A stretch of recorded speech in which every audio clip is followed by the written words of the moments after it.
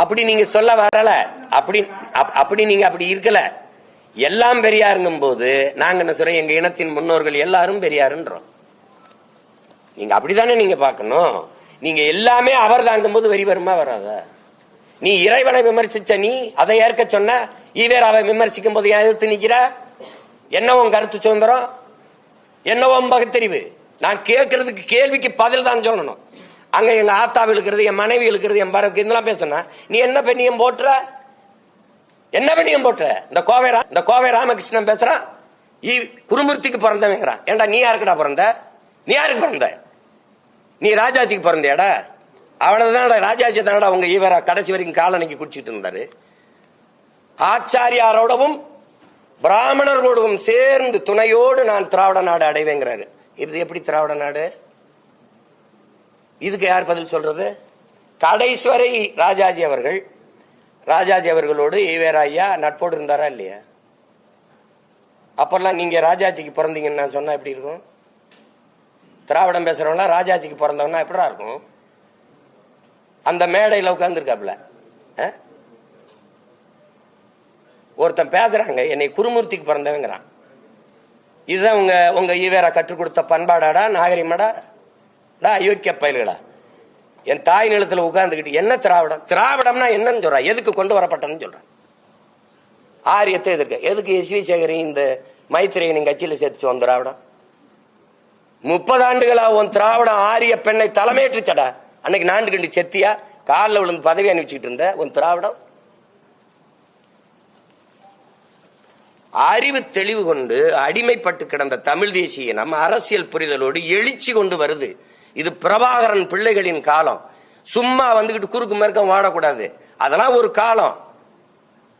ஒரு பெரிய எழுச்சி கொண்டு எழுந்து வருது தமிழ் தேசிய அரசியல் தெரியாம குறுக்கா திராவிடம் என்ன? நீ நல்ல வீரனா இருந்தா ஈவேராங்கிற தந்தை பெரியாரை சீமான் எதிர்த்து பேசிட்டான்.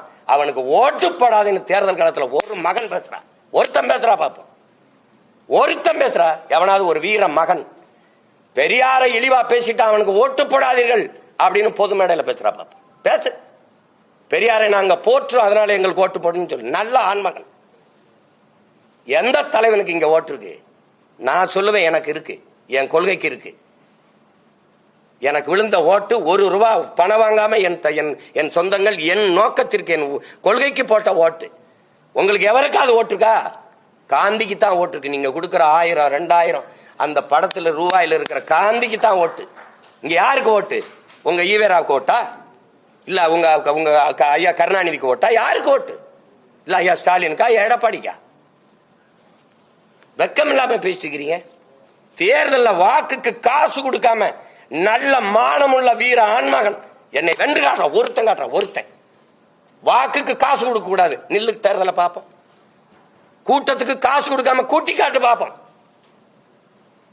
மகளிர் மாநாடு போடுற வட இந்திய பெண்களை கூட்டி வந்து சிப்காட்ல வேலை செஞ்சு ஜீன்ஸ் பண்ணிட்டு காப்பி டீ ஷர்ட்டும் போட்டுக்கிட்டு சோப்பு டீ ஷர்ட் போட்டு 500 அவள்கிட்ட போய் பத்திரிகைகளுக்கு போய் இதர்மேக சாத் மேகன் வச்சு போயிட்டு இருக்காங்க.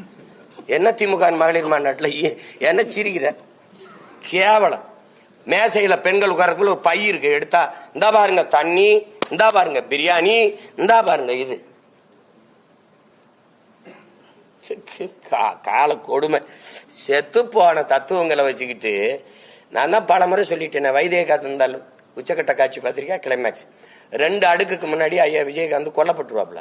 ஆனா அவர் குத்துயிருங்கிற இருக்கும்போது அக்கா ரேவதியை கூப்பிட்டு இந்த வாரம் அந்த அவங்களை கூட்டி வந்து தப்பிச்சு ஓட விடு, என்னை இந்த ஊர் எல்லையில ஐயனார் கோயில்ல வந்து இந்த அருவாலோட அப்படி நிறுத்திருந்தாப்ல. 2 ரீலுக்கு முன்னாடி 2 அடுக்குக்கு முன்னாடி இறந்து போனவர் அப்படி நிப்பாப்ல. இப்ப நிக்கிறது யாரு? திராவிடம். புரியுதா?